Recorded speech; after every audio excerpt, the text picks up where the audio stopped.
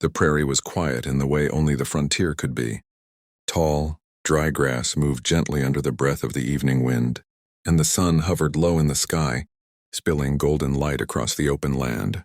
Wooden fences stretched far into the distance, and beyond them stood a lonely ranch house, weathered by years of dust, storms, and silence. A single rider crossed the field.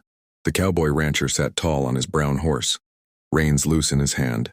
His beige wide-brim hat shielded his eyes from the sun, and a yellow neckerchief rested at his throat. He had ridden this land countless times, checking fences, watching cattle, listening to the quiet warnings of the earth.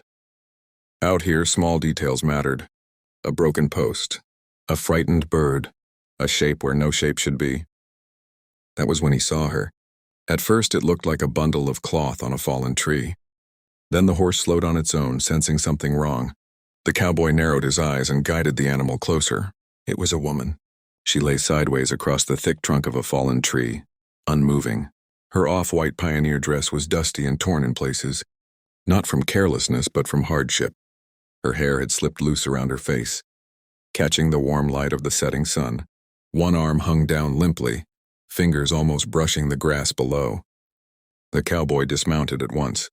He approached slowly, every step careful. On the frontier, danger could hide behind stillness. But this was no trap. As he knelt beside her, he saw the shallow rise and fall of her chest. She was alive. Relief came first, then concern. Her face was pale, her expression tight with pain even in unconsciousness. One leg was positioned awkwardly, suggesting injury. There were faint stains on the fabric of her dress, old, dried, and non-graphic, signs that she had been hurt and had traveled far without help. The cowboy removed his gloves and placed 2 fingers gently against her wrist. A weak pulse but steady. "You're not alone now," he said quietly, more promise than words. He worked with the calm precision of someone who had learned the hard way. From his saddlebag, he pulled out a clean strip of cloth, supporting her leg carefully. He wrapped it to keep it steady, making sure not to cause more pain. His movements were slow, respectful, focused. Behind them, the horse stood still, reins hanging loose, ears forward. Even the animal seemed to understand the seriousness of the moment. The sun continued its descent, shadows growing longer. Night would bring cold, and cold could be deadly. Leaving her here was not an option. The cowboy scanned the horizon.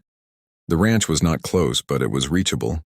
He looked back at the woman, her face lit softly by the fading daylight. Whatever road had brought her here, it had nearly ended on this fallen tree. He adjusted his hat, set his jaw, and prepared to do what the land demanded of anyone with a conscience: help.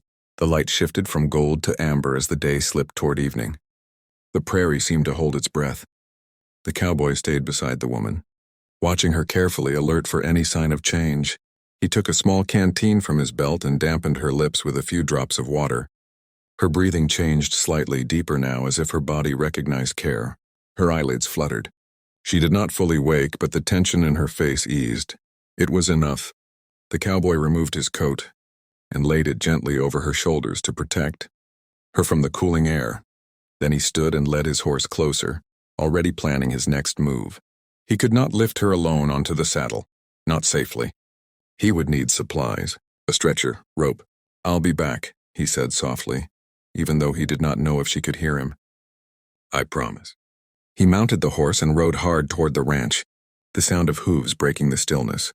Dust rose behind him as the sun dipped below the horizon. At the ranch, he moved quickly but carefully. He gathered rope, a sturdy wooden plank, clean cloth, and a lantern. There was no panic in his actions, only urgency. When he returned, twilight had settled over the land. The sky burned with deep oranges and purples.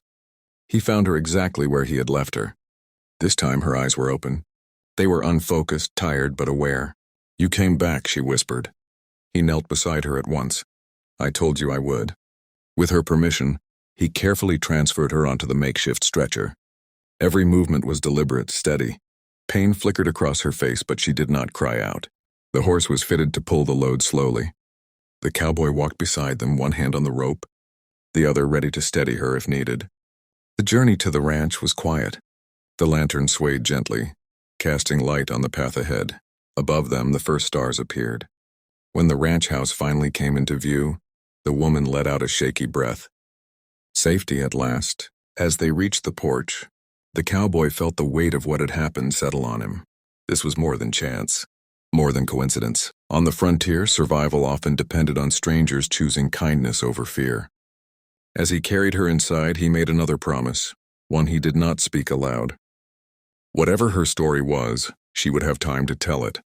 And whatever tomorrow brought, she would face it alive,